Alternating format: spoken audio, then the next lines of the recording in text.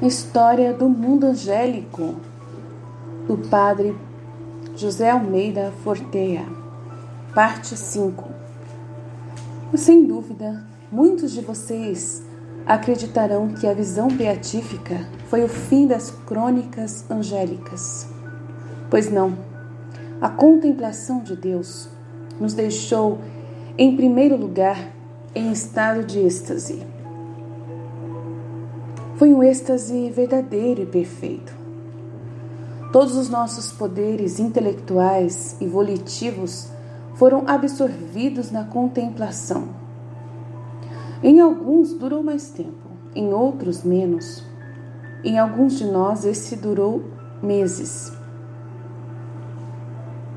Mas depois pudemos começar a nos mover, a fazer operações sem sair daquela felicidade indizível.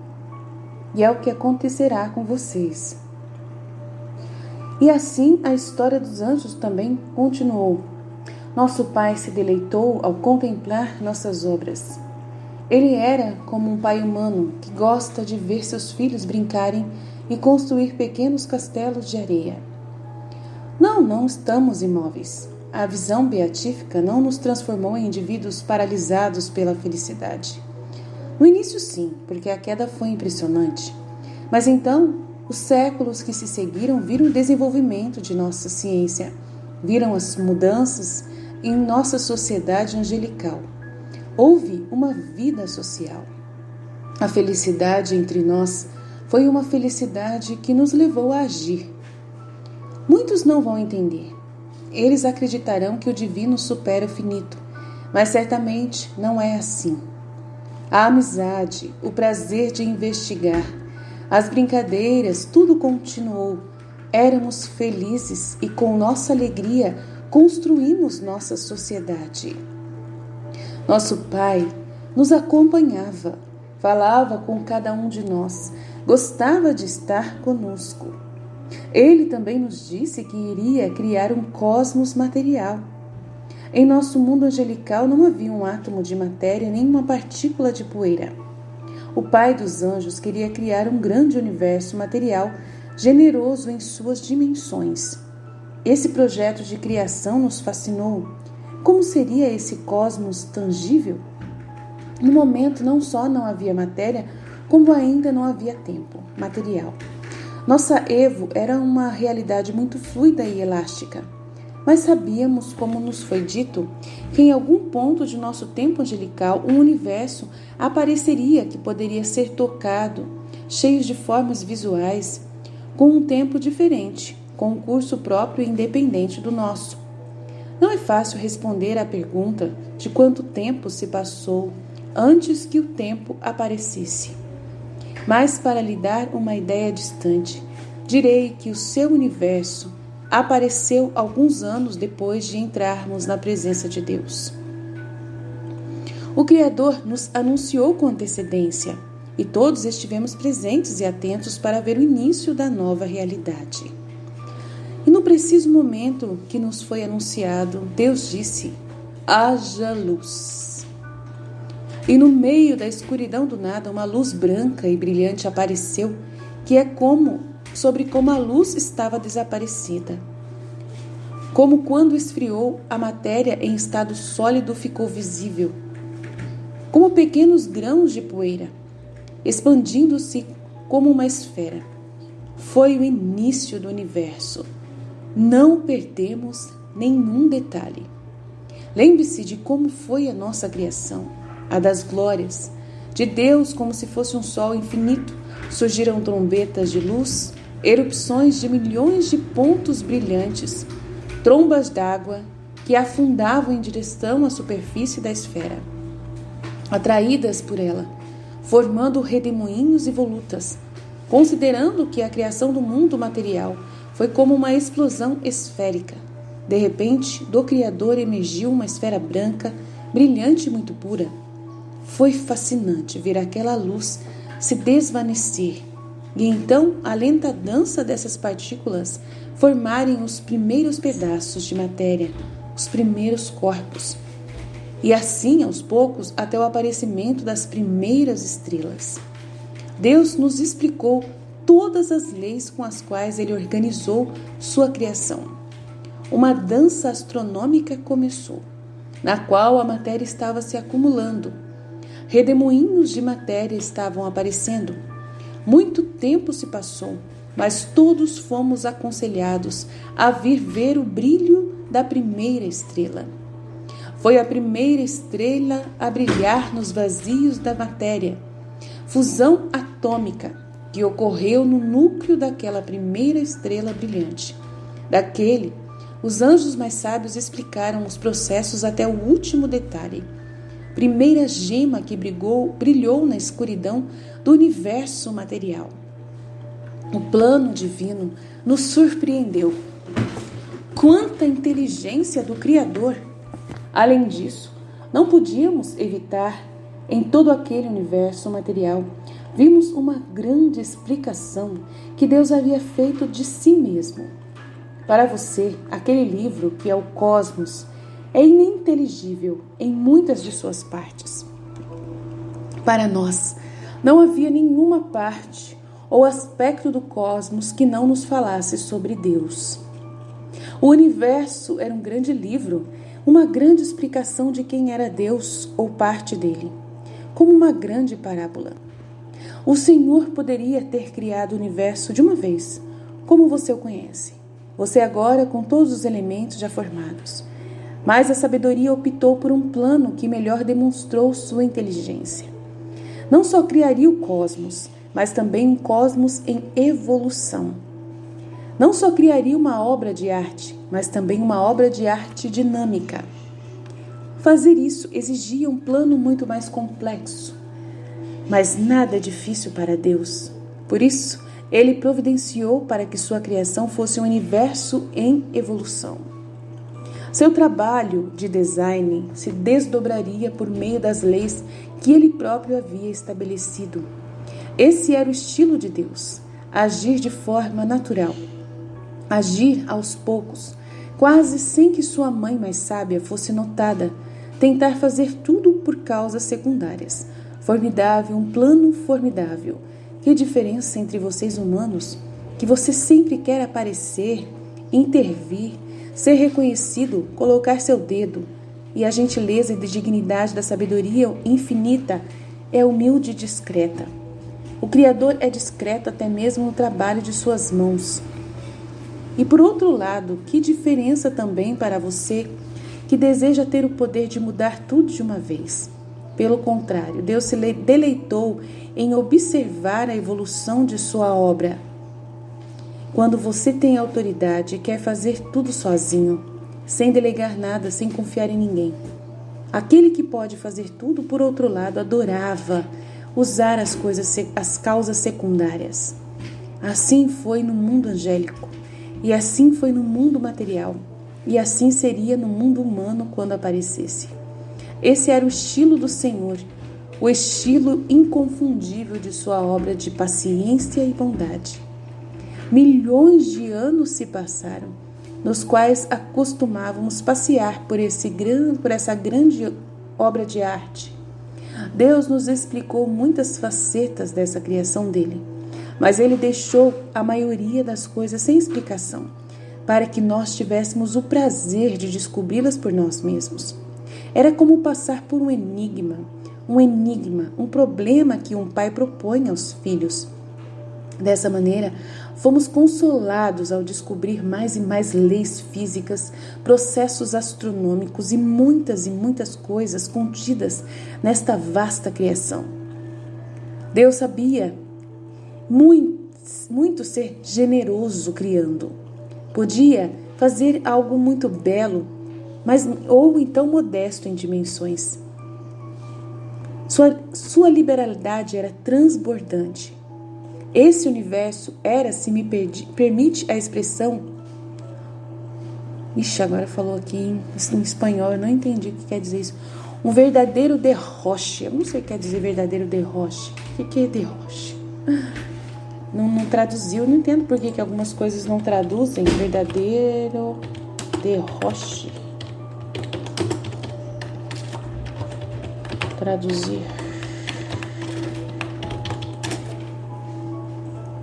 desperdício. Ele era muito generoso e por causa de ser generoso, era um verdadeiro desperdício, de tanto exagero, né? Deus, ele é realmente exagerado. Ai, engraçado. Derrocha, onde que tá aqui, meu Deus do céu? Fugiu agora, onde eu parei?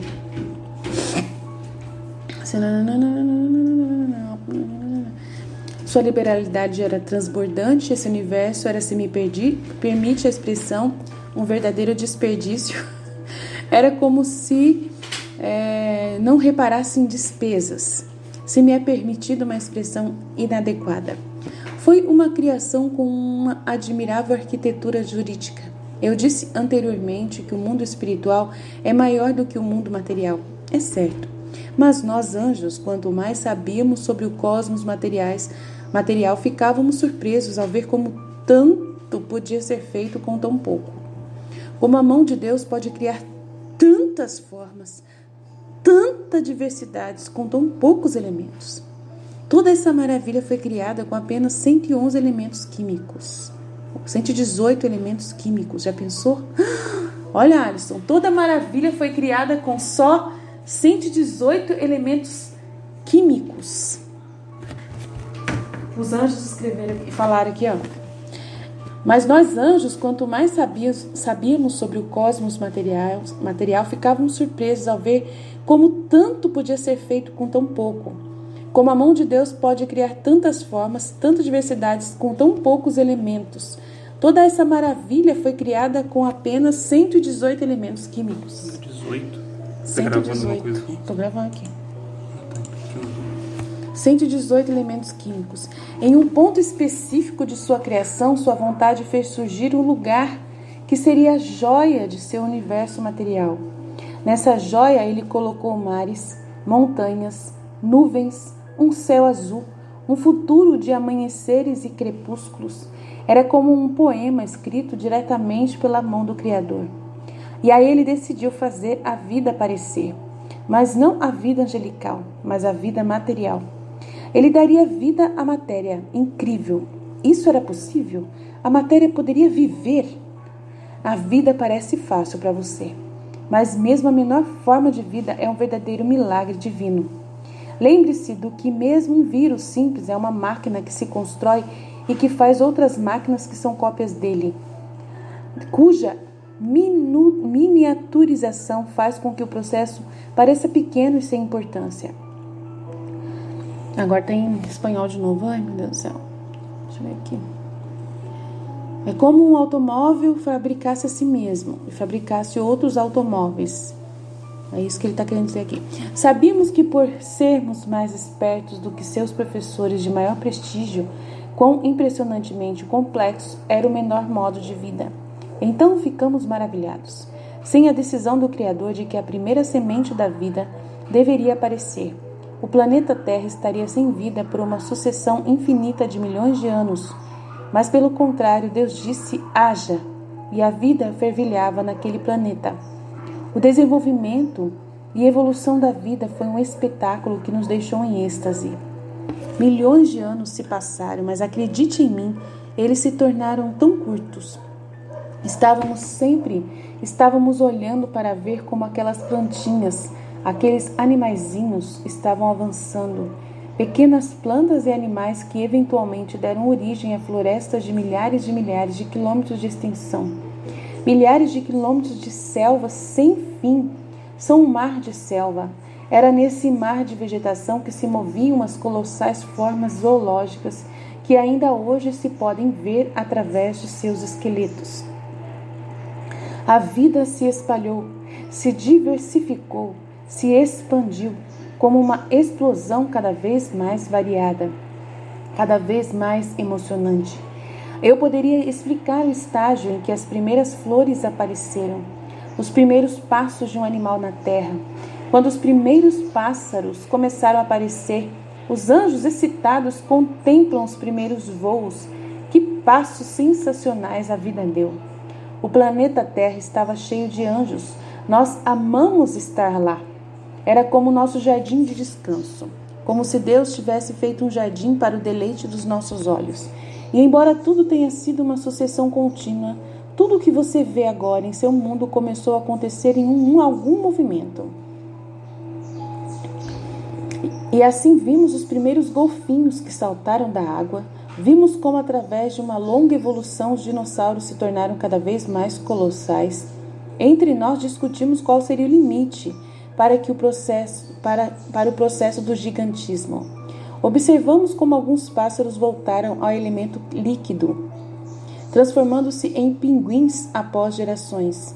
O mundo em seu estado virgem. Que espetáculo! As paisagens da terra mencionadas no primeiro capítulo do Gênesis, recém-saídas da mão de Deus, tudo foi perfeito. Nosso pai, às vezes, nos explicava o significado de cada planta, de cada inseto, cada ser vivo recebeu o seu nome próprio. Então veio o momento tão esperado. Seção 28. A hora anunciada há tanto tempo, a criação do homem. Como ele faria isso? Nos perguntamos. O Criador tomou um ser vivo que já existia, um hominídeo, e transformado, dando-lhe uma aparência diferente da que tinha. Isso deu a ele um aspecto humano. Ele poderia ter criado o corpo daquele homem diretamente do nada, mas o Todo-Poderoso gosta de sobrepor, de construir sobre o que já existe. Ele se delicia com o avanço de sua criação. Aquele que pode intervir milagrosamente, sempre que quiser, tem o prazer de agir por meio de suas próprias leis. É engraçado, o Senhor não se agrada em alterar o curso de suas próprias leis. Eu sempre soube disso. Sempre soube disso. Sempre soube disso. Jesus sempre falou isso para mim. Desde bebezinho, desde criança, quando eu tive razão racional, Jesus já falava para mim que ele não gosta de ficar fazendo mágica assim. Ele gosta de fazer evolução. Essa forma de agir mostra mais inteligência do que fazer as coisas pulando do nada. E sempre ele me disse isso. Ele falou que os dinossauros foram evolução, em cima do dinossauro que criou o mundo, os animais de hoje, tudo evoluindo. E também na criação do homem, que ele quis sobrepor, ele queria expressamente manter a beleza da continuidade. O Criador deu a esse mamífero peludo e bípede uma aparência humana. Ele o ergueu para encarar o céu. Que legal, perfeito, é isso mesmo, eu sempre acreditei nisso. Isso transformou seu rosto, que parou de parecer animalesco. Essa transformação corporal era conveniente, caso contrário não teria sido distinguida pelos próprios homens da onde veio. E você não põe um vinho novo em um odre velho. O vinho novo era a alma, para o qual ele confeccionou um odre adequado à dignidade de tão grande joia. Perfeito isso. O primeiro homem, portanto, teve um aspecto humano desde o primeiro momento. Muitos de vocês o desenham como algo intermediário entre o macaco e o gorila, mas não era o que parecia. Sua aparência era totalmente humana. Foi lindo porque veio diretamente das mãos do Pai Celestial. Em você há feiura e falhas acumuladas por gerações. Adão, no entanto, era perfeito. Deus modelou aquele corpo e infundiu a alma nele. Esse primeiro homem abriu os olhos e se viu no mundo para aquele primeiro homem sozinho no planeta. O Senhor não o deixou em total solidão, mas antes mostrou-lhe o rosto de seu Pai. Então, como você tinha feito conosco, foi manifestado a ele. Como ele fez conosco, também fez ao homem. O Criador apareceu a Adão como você geralmente representa a Deus, o Pai, como um venerável velho com uma barba de ondas brancas. Ele era um pouco mais alto do que Adão e caminhou com ele pelo paraíso. Legal, bom saber disso. Foi assim manifestado de forma humana a Adão, para significar que ele era seu pai. Que legal. Desta forma, ele mostrou-lhe visualmente sua paternidade e sua velhice. Para os anjos, no entanto, como não temos aparência material, ele se manifestou para nós de uma forma que eu expressei como algo como uma esfera. Os anjos podem ser mostrados como algo colossal, mas se tivesse sido mostrado com um tamanho Adão gigante, eles não podiam andar, conversar com o pai e com seu filho. Foi fornecido às custas do afeto de adoração. Observe como Deus é bom. Ele não deixa ninguém sozinho. O Criador leva em consideração sua necessidade de afeto, sua necessidade humana de sentir alguém próximo. E assim como pai e filho, eles caminham por esse mundo perfeito. E Deus lhe ensinou coisas, assim como um pai ensina seu unigênito. Vou lhe contar uma curiosidade. Adão estava nu, mas seu pai estava coberto com uma linda túnica branca, como os vestidos de Jesus na transfiguração. Esse manto simbolizava tanto quanto a esfera infinita, foi uma manifestação do Deus único para nós. Então sua dignidade, e que nem tudo sobre Deus havia sido revelado a Adão. Jesus fala que a veste do Adão era brilhante, era a veste de luz. Então acredito que de Deus era de luz também, né? Aquele pai que andou ao lado de Adão também foi uma manifestação do Deus único, isto é, o pai que andou por aqueles prados era a Trindade, não apenas uma das 3 pessoas. O coro dos anjos ficou pasmo com tanta generosidade, um Deus inteiro caminhando ao lado de sua criatura. Também nós, nos tempos de nossa provação, podemos falar com ele, mas sempre o havíamos visto na manifestação de sua majestade. Adão o tinha ao seu lado como um pai, e Deus deu a ele, apontou com sua própria mão um pequeno inseto que rastejava em uma folha ou um verme emergindo de um monte de terra úmida. Ele explicou as coisas a ela como uma paciência intransponível. O Criador havia se manifestado às glórias angelicais, mais vestido do que sua onipotência. Ele era um pai para nós e como tal se comportava. Mas em sua manifestação o intelectual e o grandioso prevaleceram mais. Enquanto com Adão prevaleceu o afeto e a ternura, houve 2 manifestações muito diferentes, a de Deus aos anjos e aos humanos. E o Deus aos humanos. O Pai Celestial sempre estava ao lado de Adão, ao amanhecer e ao anoitecer. Ele aparecia para o filho. Ele apareceu andando com os pés descalços na grama dos prados daquela natureza primaveril. No mundo havia desertos e gelo, mas o Senhor o colocou em um espaço perfeito por causa da temperatura e da vegetação. Para Adão, a grande alegria era estar com seu pai. Às vezes ele gostava da companhia deles por 1 hora, às vezes mais. Mais tarde o pai se despediu e foi embora. Embora muitos de seus estudiosos hoje acreditem nessa humana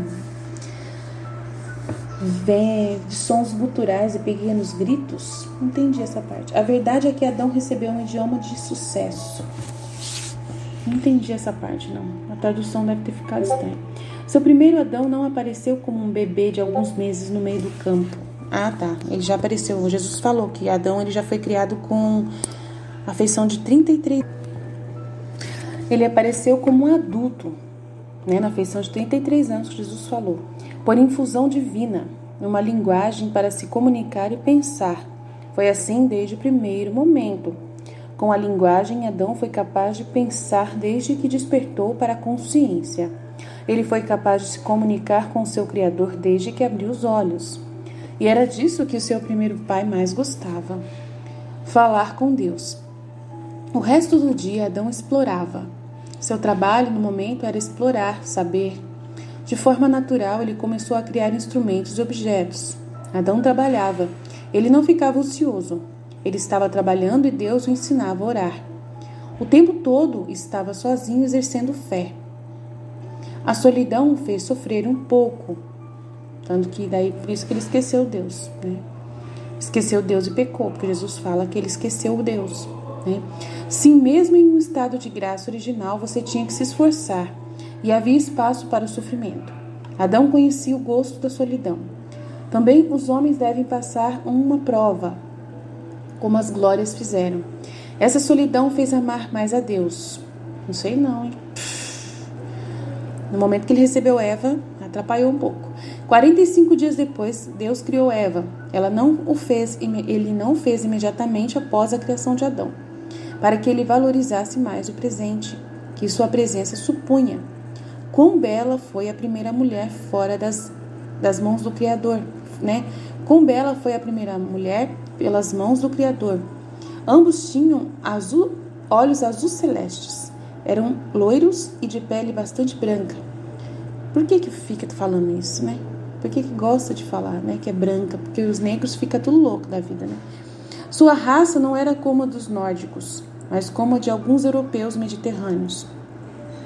Sei que você acha que este é um estereotipo iconográfico tirado de seus retábulos e pinturas, mas não. Os primeiros pais eram como anjos com corpos, transmitiam uma impressão espiritual, um ar de ingenuidade. Eu não gosto quando fala desse jeito, porque não é porque eu tenho um problema com marxismo cultural, não, né, de ter que respeitar os negros e mas só que eu acho que não precisa dar detalhes desse tipo, sabe?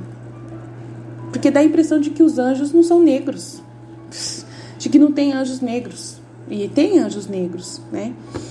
Ai, também. Eles desconheciam completamente o mal, os homens, não sabiam nada sobre a queda dos anjos. Eles careciam da experiência do mal. De passagem, como alguns de vocês já deduziram, nem Adão nem Eva tinham umbigos. Nossa, até isso. Meu Deus do céu, não ligo para isso não. Os anjos estavam ao seu redor, comentamos entre nós, mas não falamos com eles. Se todos nós tivéssemos tentado falar com você, você teria ouvido um grito de ideias. Apenas seus 2 anjos da guarda poderiam falar com eles, sabendo que eles vieram de anjos. Eles quase não sabiam nada sobre nós, embora Deus inspirasse que silenciosamente vinham à mente.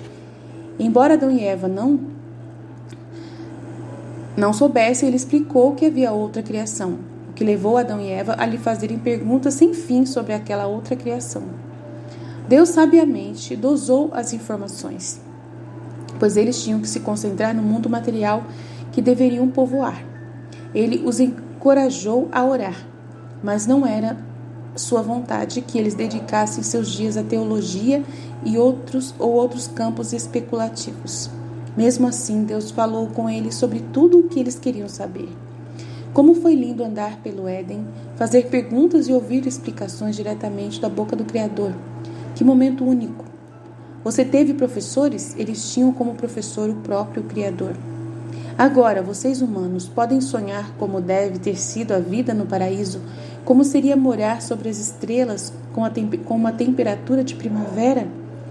Vivendo comendo dos frutos do campo, andando descalço na grama, sentindo a terra molhada sobre a sola dos pés, sem que ela machuque seus pés, bebendo diretamente dos riachos, uma vida natural no meio da natureza, uma vida perfeita em um lugar perfeito, deitado à noite para contemplar o espetáculo das manchas difusas da Via Láctea. Eu prefiro beber água da cachoeira, assim, de uma água corrente, sabe?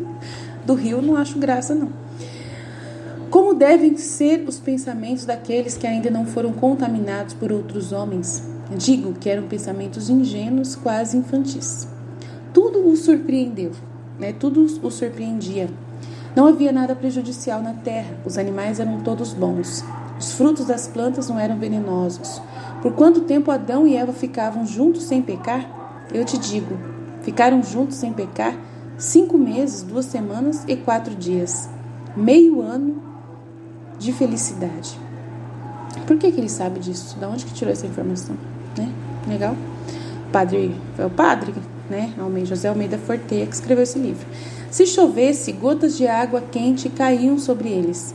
Era uma existência sobre a carícia dos raios de sol. As horas passavam sob um céu azul coberto de nuvens.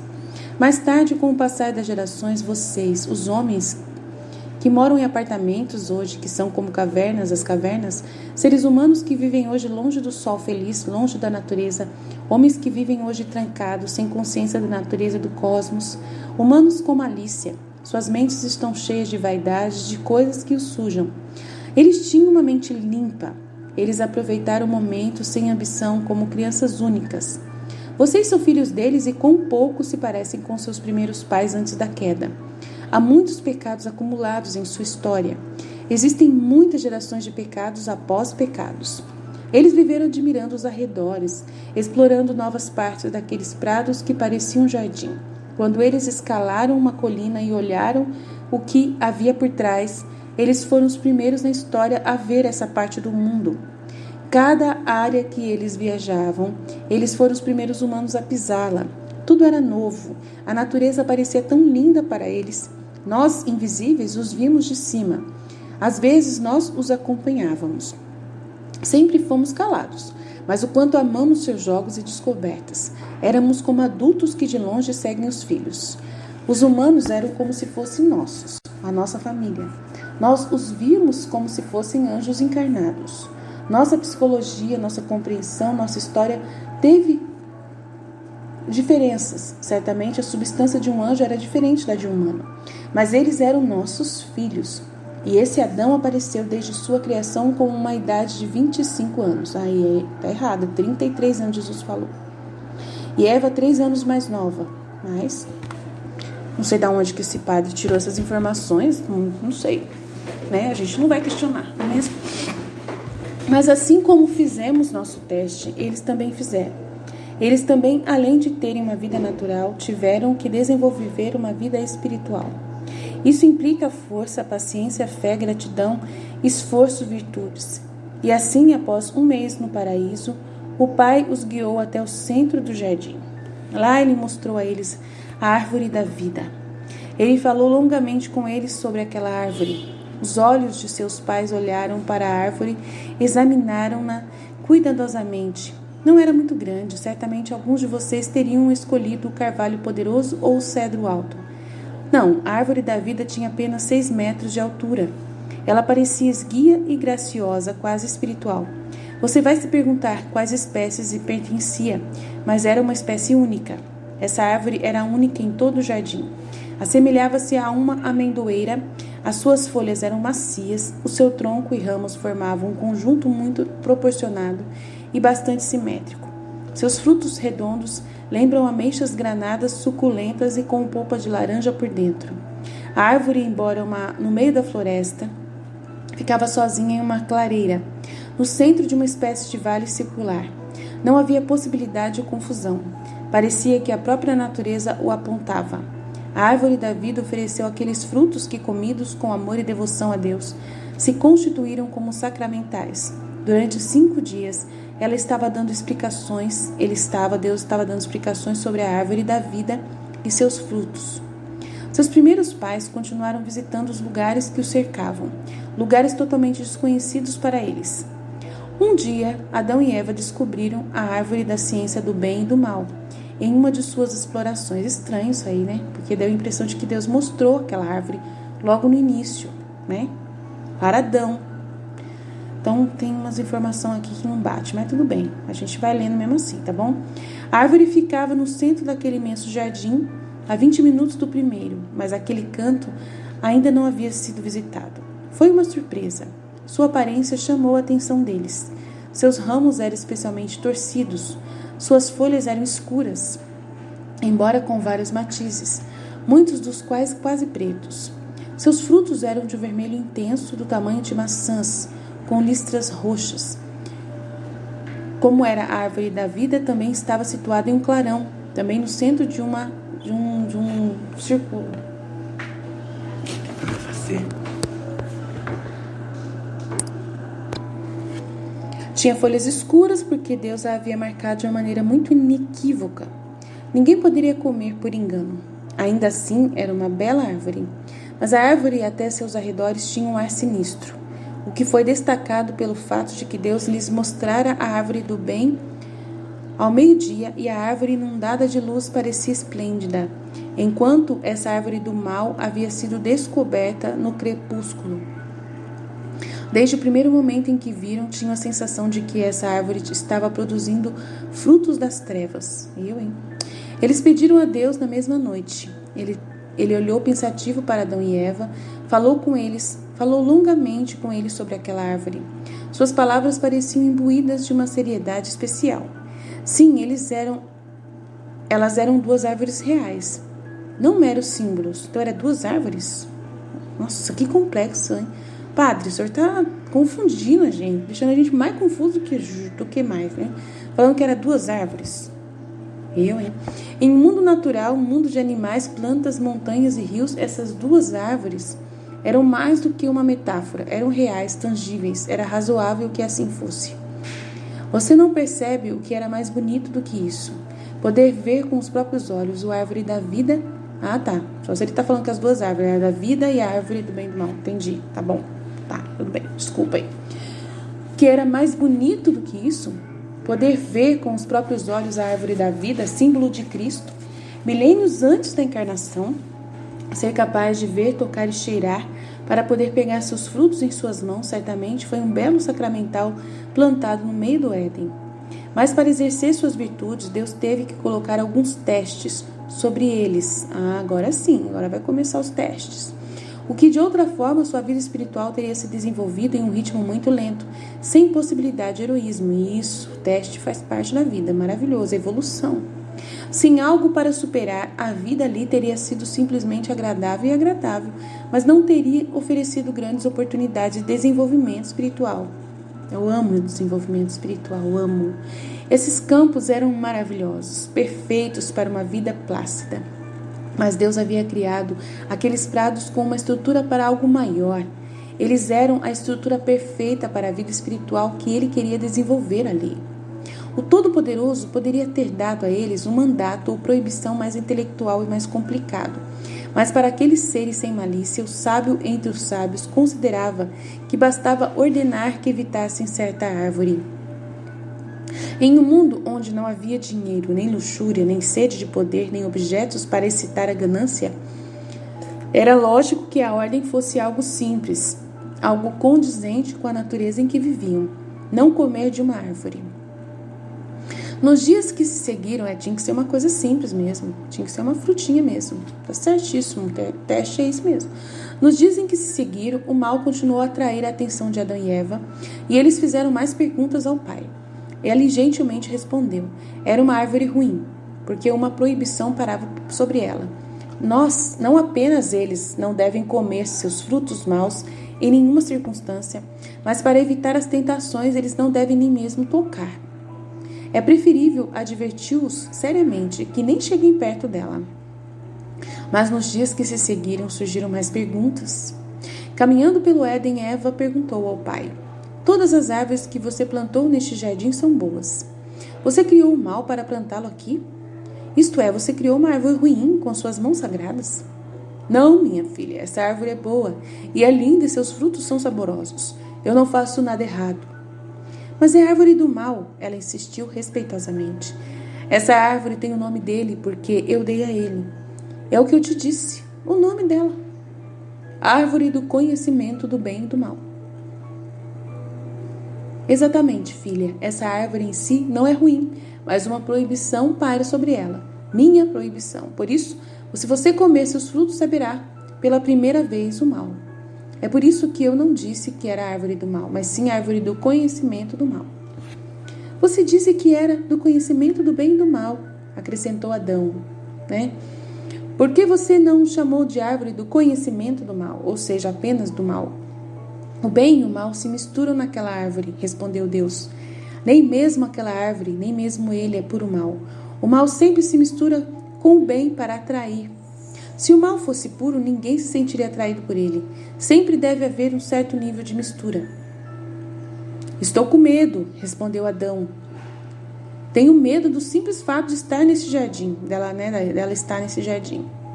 Fique quieto, a árvore não se move, ela está fixa no chão. Mas não seria melhor se ela não estivesse aqui no jardim? A Eva disse. E eu poderia arrancar isso, você gostaria? O que eu lhe disse? Adão ficou pensativo. Que nem sequer o tocamos, né? Respondeu Adão. Agora me responda o que seria, portanto, o bom. Adão refletiu e respondeu meio triste. Não sei o que ele respondeu. Obei. O que isso quer dizer? Obei. Meu Deus, cada palavra que aparece aqui que a gente não... Obei, significado. O que é isso? Tradução? Se é... Obedecer. Obedecer. Obedeça. Então tá bom. Obei quer dizer obedecer, tá bom. É que a gente tá traduzido aqui, então tem que, né? Às vezes aparecem essas palavras malucas. Exato. Se para fazer o bem você tocá-lo, algo o pegará da seiva que umedece sua casca. No ato de fazer o bem, desobedecendo-me, algo se impregnaria de mal. Agora me responda. Adão ficou pensativo. Que nem sequer o tocamos, respondeu Adão. Agora me responda, o que seria, portanto, o bom? Obedecer. Adão refletiu e respondeu meio triste: obedecer. Exato. Se para fazer o bem você tocá-lo, algo o pegará na seiva que umedece sua casca, sua pele, né? No ato de fazer o bem, desobedecendo-me, algo se impregnaria de mal. Mas não seria melhor se essa árvore não estivesse no jardim? Perguntou Eva. O jardim é perfeito, parece-me que seria melhor sem a presença dessa árvore sombria. Querida Eva, mesmo que eu arrancasse aquela árvore, o mal continuaria a existir. Essa ação não o impediria, pelo menos assim fica visível, fica marcado e você pode se afastar. E cada vez que você se afasta daquela árvore, cada vez que você diz dentro de você, vamos obedecer a Deus, você fica mais forte em seu espírito. E a árvore faz o seu trabalho. Meses se passaram. Eva demorou a cair desde que sabia da existência da árvore do mal. O que aconteceu a seguir é conhecido por todos. O que nos chocou foi descobrir, e descobrimos mais tarde, que o diabo estava solto no mundo. Todos nós anjos tentamos pedir a Deus. Você teve sua prova, eles devem ter a deles. Foi a resposta divina. Então os anjos tentaram pedir para Deus, né, tirar o demônio de perto, mas vocês teve a sua prova, eles devem ter a deles. Foi a resposta de Deus. E então ele revelou a história humana diante de nós. Embora pareça absurdo para você, o diabo também teve sua parte na sua santificação. Os anjos caídos também foram inadvertidamente instrumentos para forjar o bem mais profundamente nas almas. A tentação fazia parte da maneira como você deveria santificar. Eu sempre entendi assim. Eu só não fico falando, mas eu sempre entendi que a tentação e o mal não foi para fazer o mal pra gente, foi para fazer o bem, foi para fazer o bem ficar mais perfeito do jeito que Deus sonhou. Sempre entendi dessa forma, mas eu fico evitando de contar porque eu acho que tem que ser aos poucos, né, que as pessoas vão aprendendo, né? Deus nos explicou que se ele tivesse separado os demônios do mundo material, haveria menos pecados na história da humanidade. Mas que permitindo sua ação, os atos de virtude seriam mais intensos e até heróicos. É isso que Deus gosta. Deus gosta disso. E tudo que eu sei foi o próprio Jesus que me contou. Foi a ciência infusa que Jesus me revelou essas coisas há muito tempo. Há muito tempo eu já vivo repleta de conhecimento de Deus, mas só que eu sempre não tenho confirmação. Agora eu tenho as confirmações, né? Os conteúdos que eu estou estudando com vocês aqui, né? Então vamos lá. Haverá mais pecados, sim, mas a maioria dos pecados será de fraqueza e os humanos se arrependerão facilmente. Aí é isso que eu falo sobre os caminhos, 2 caminhos que eu falo para vocês, ele quer que a gente experimente os 2 caminhos para que a gente veja que o caminho do mal não vale a pena e volte para trás e viva o caminho do bem, certos de que é o melhor caminho. Certos de que nós vamos sempre... não, eu já escolhi o caminho do mal várias vezes, não deu certo, voltei para trás, me perdoei, Deus me perdoou e eu gosto do caminho bom. E é nesse caminho bom que eu quero ficar. E aí o mal você nem chega perto mais. É esse processo que Deus fez comigo. Hoje eu odeio mentir. Odeio mentir. Odeio. Eu menti muito. Eu menti tanto na minha vida. Comecei a ver que não valia a pena. E eu decidi não mentir mais. E eu amo viver assim. Amo viver na verdade. Amo viver no caminho bom. Jesus mostrou para mim todos os caminhos ruins. Eu experimentei todos. Permitiu todos. E eu preferi voltar atrás. Converter é uma delícia. É uma delícia a gente se converter. Não tem coisa melhor do que se converter, gente. E a gente decidir para sempre viver o bem. Experimentar isso em vida é o que eu vivo, é o que eu experimento todos os dias. Eu amo viver assim. Eu amo o jeito que Deus faz as coisas. Amo o jeito que Deus permite as coisas. Não vejo problema nenhum. Já briguei muito com Deus por causa do mal, mas eu já não reclamo mais do mal. Eu uso o mal para fazer o bem. Eu pego o mal para transformar em bem. Como fazer para que o mal se transforme em bem? Então eu estou sempre constantemente fazendo isso na minha casa. Meu filho, ele vê o pai dele falando algumas coisas e ele não gosta daquilo que o pai dele faz. E o pai dele também fala: eu também não gosto disso que eu fiz. Não faça como eu, né? Aí meu filho fica brigando, mas por que ele ensina a gente o mal? Por que ele ensina a fazer, ele dá um exemplo ruim que eu não gosto, mãe? Aí eu pego e tento transformar aquilo em algo bom, né? Mas aí eu falo pro meu marido: tá errado, você não deveria fazer isso. Mas aí eu sei a sabedoria de Deus, eu entendo a divina vontade, aceito as coisas do jeito que elas são e como elas acontecem. E eu transformo o mal em bem. E eu falo pro meu filho: filho, tudo bem, se seu pai fez isso e você não gostou, isso é para você saber que é ruim. Não faça igual. Não faça igual. Ah, mas eu vou fazer. Eu faço questão de fazer igual. Porque é para ele sentir que é ruim.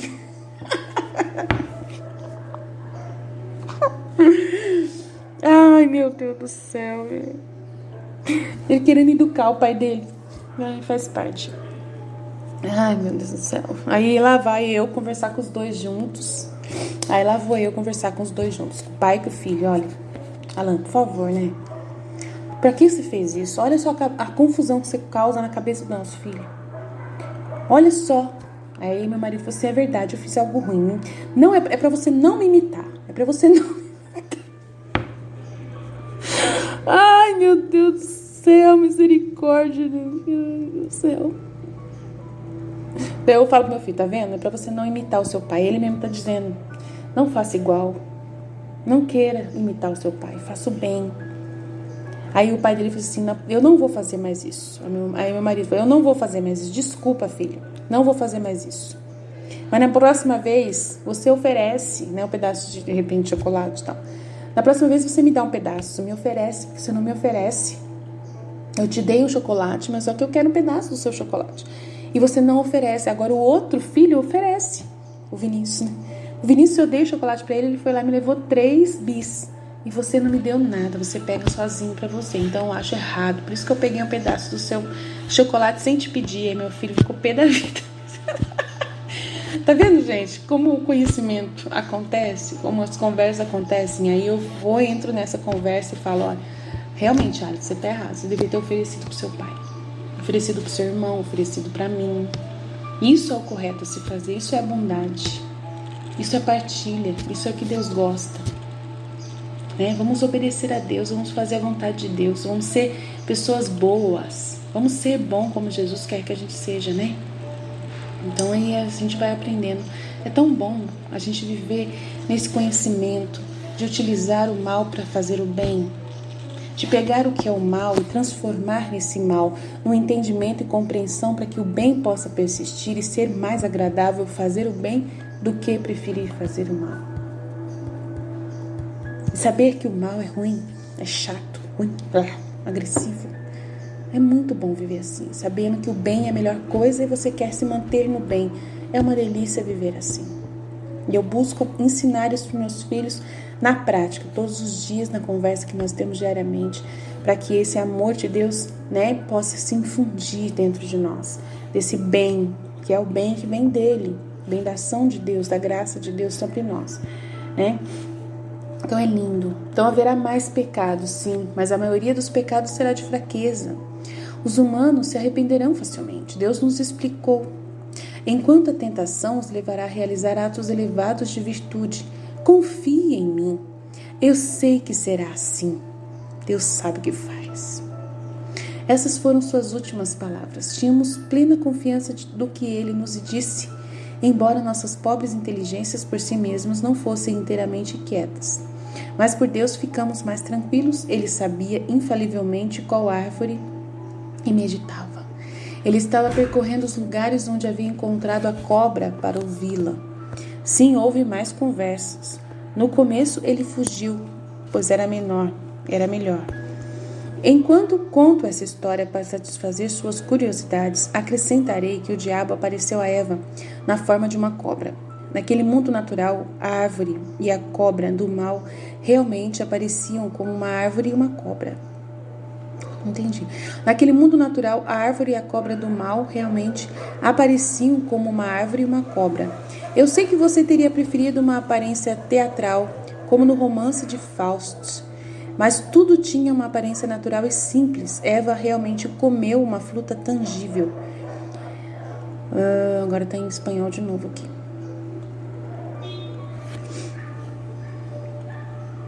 Deixa eu traduzir aqui. Ela sozinha estava rondando ao redor da árvore mais de 20 vezes até que ousou. Antes de fazer isso, às vezes ela se sentava na grama e olhava, horrorizada, repetindo para si mesma que nunca jamais voltaria. Mais tarde, porém, ela se interessou por aquela nota discordante que fervilhava naquela área. A cobra não abriu a boca e nem emitiu sons. Olha lá. Aí Jesus fala totalmente diferente na Valtorta, né? Complicado, né, gente?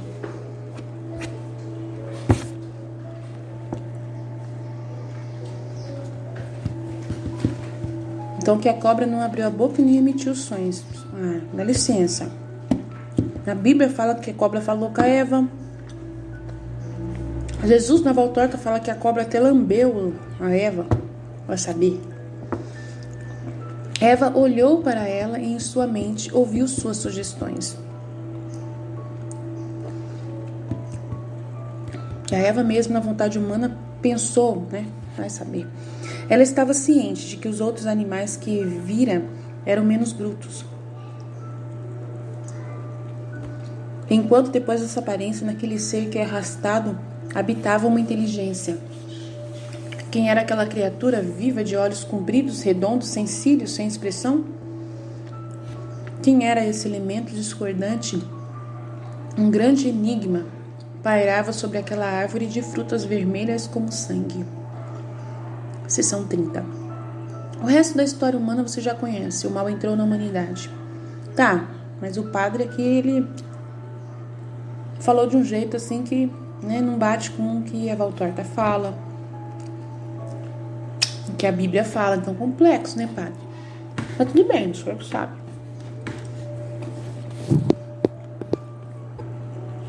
Ele está escrevendo um livro dele, o livro é dele, a gente respeita, né? Seção 30.